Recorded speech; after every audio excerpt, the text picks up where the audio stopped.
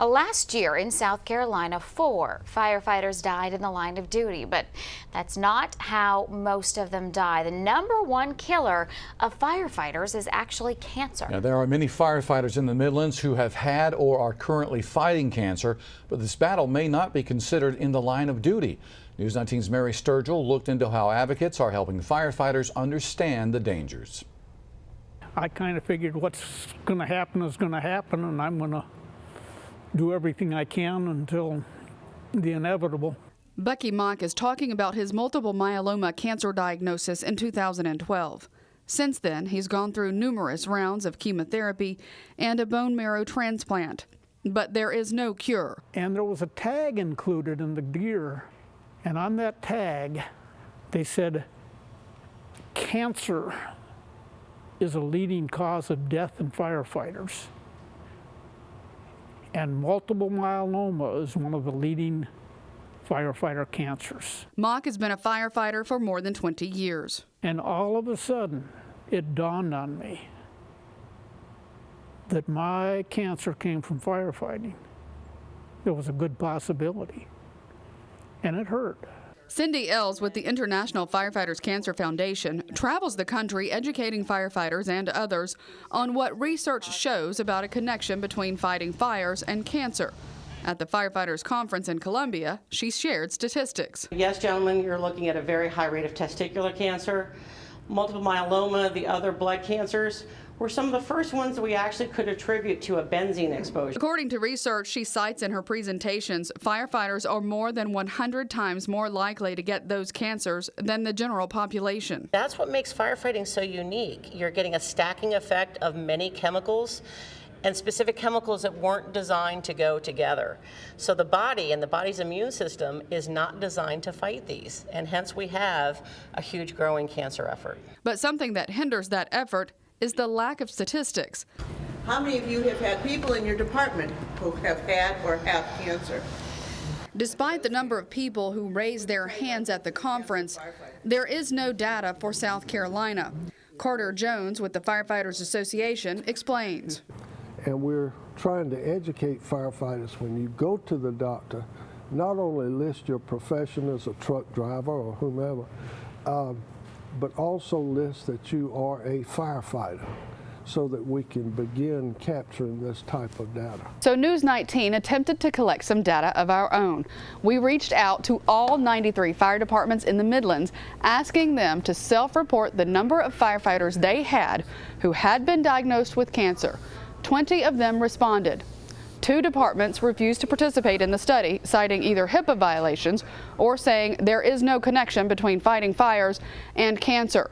Now, of those reporting, at least 2 areas stood out. One fire department in Orangeburg County had 4 firefighters battling cancer. And in Kershaw County, 5 recent cases of firefighters with cancer, 4 of them colon cancer. Joel Mills is one of those. He was diagnosed in 2014. He doesn't know if his 20-plus years fighting fires has anything to do with his cancer, but he says there is no history of it in his family, and he's lived a healthy lifestyle. Well, I was surprised that I had cancer because I didn't feel like I did anything that was could cause cancer. So, I mean, I don't know what caused it, and nobody can tell what caused it. Mock and others are trying to spread the word on the importance of early detection. Mutt Bozard has been a volunteer firefighter for 20 years in Clarendon County. The first year we had physicals, we found 4 folks with cancer. I was one of them. Progress in research is being made. It's becoming technical to the point where we are literally connecting the cancer to the toxin or carcinogen to the body organ. And it's taken the medical technology of the equipment itself to catch up. But making the specific connection in firefighters is still difficult because of other environmental factors. Dr. Scott Summers is an oncologist. There's clear research, really now spanning decades, that firefighters are at an increased risk. A 5% increased risk is not a tremendous increased risk over the standard population when you calculate cancer risk for everyone, but it is clearly increased. I've been fighting fire for 20 years and you develop one of these types of cancer. It's hard to say. You know, fighting fires cause the cancer. So it is a major, major problem. We now know some things firefighters did or didn't do for many years may be contributors. Fight the fire.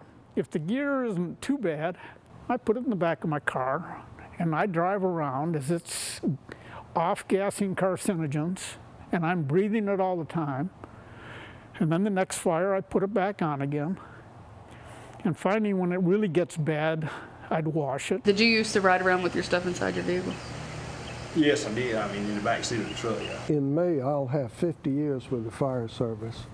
And for years, it was almost a badge of honor that the dirtier your clothes, the dirtier your helmet, reflected that you were an aggressive firefighter. Now, Mock and others are being aggressive about teaching firefighter safety when it comes to cancer. Mock travels around the country giving his presentation on the importance of protecting yourself. I'm trying to get the word out to people that you've got to decon your gear at the scene and then get it washed as soon as possible. That brings problems because the more you wash your gear, the gear begins to deteriorate. That requires new gear, increased budgets, but health is an issue we cannot ignore any longer, and education is a key. That education is Mock's mission, hoping to save members of his firefighter family some of what he's gone through. I could tolerate that I got cancer, but when it came from my passion of firefighting, that was like somebody kicked me. Mary Sturgill, News 19, WLTX. Well, to learn more about the research and what information is available to you, just go to our website. We have our data and helpful links with this story.